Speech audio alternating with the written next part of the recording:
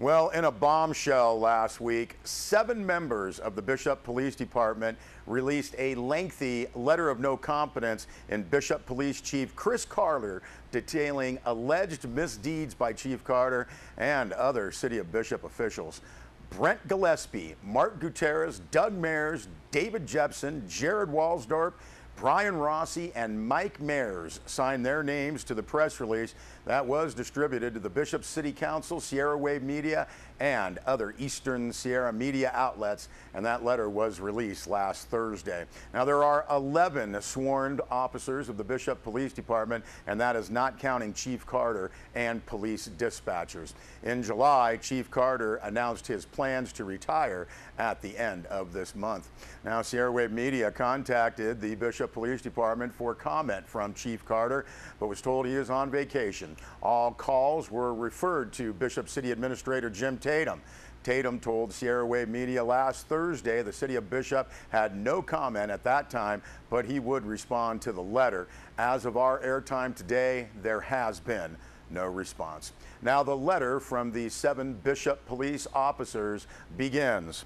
It is with great regret that we, the undersigned officers of the Bishop Police Department, write this letter. Unfortunately, circumstances leave us no choice. We have lost all trust, faith, and confidence in Chief Chris Carter's ability to lead this department and continue serving as Chief of Police. By fostering an atmosphere of hostility, retaliation, and unethical behavior, Chief Carter has brought morale to an all-time low. Retention and recruitment of qualified personnel is suffering. That, in turn, jeopardizes the safety of the community. Chief Carter's unfair and inequitable treatment of department personnel and his use of internal affairs investigations to intimidate officers can no longer be tolerated. The letter from the 7 Bishop police officers continues. The Bishop Police Department used to be one of great pride for those who work here and was looked upon by outside law enforcement officers as a solid agency that was a desirable place to work. The police department recently hired a new officer, the only person, according to Chief Carter, to apply for this position. In this line of work, good officers move towards problems, but not towards problem departments. And the 5-page letter is signed by, again, those 7 members of the Bishop Police Department, and that entire letter is posted on our website, sierrawave.net. Now, needless to say, this has been a huge story since it was first reported by Sierra Wave Media, and there have been scores of comments posted on our website, and also many unsuitable comments that I did not post. Now, one comment called me out personally, saying, the writer saying she's known and worked with Bennett Kessler for years, and Bennett would roll over in her grave by the reporting in this post. It's one-sided. Bob Todd, come on, adding that I should go work for TMZ, as they are all about that type of reporting. I will say this to that commentator. I knew and worked with Bennett Kessler just about as long as anybody, and I can guarantee you she would be smiling and giving me a big thumbs up. It's what Sierra Wave Media was founded on. As for the career advice, many thanks, but I love it here in the Eastern Sierra. Well, Deb Murphy filed the following report. The fairgrounds are not bankrupt. These are challenges, but there have been tougher challenges. Now, that was the way former fairgrounds director and current City of Bishop Administrator Jim Tatum started off last Thursday morning's 18th District Agricultural Association meeting in the Bishop City Council chambers.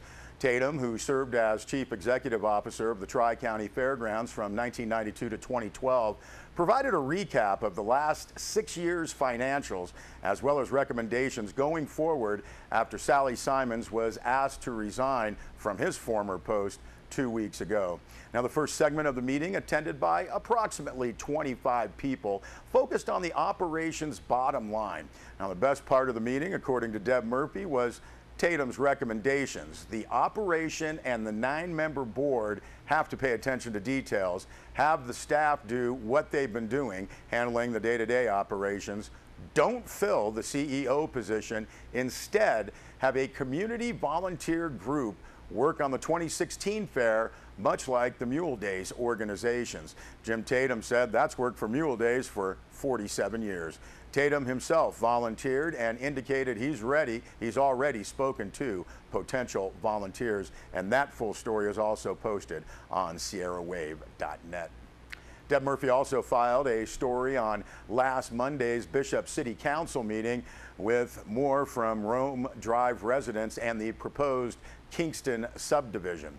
Also, during the public comment period, Karen Kahn, prevention specialist with the Inyo County Superintendent of Schools, read a letter from Superintendent Terry McAteer regarding a vape shop and lounge located within walking distance of Bishop Public Schools. With vape paraphernalia added to the list of banned items on school campuses, the superintendent requested the City of Bishop reconsider the shop's business license or put an age restriction on the establishment.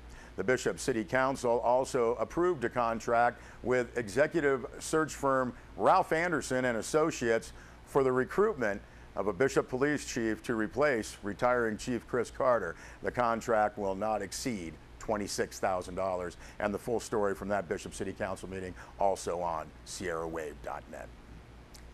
And we're getting information about still another phone scam, this one dealing with the Supplemental Nutrition Assistance Program. That's SNAP, that's a Federal Food and Nutrition Services or FNS program. Now that is administered through our local Health and Human Services and Social Services offices.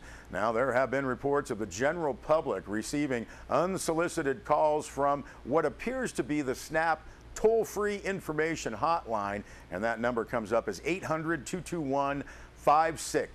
Now here's a reminder, please never provide personal information or your credit card number over the phone to unsolicited callers. We'll be back with more news.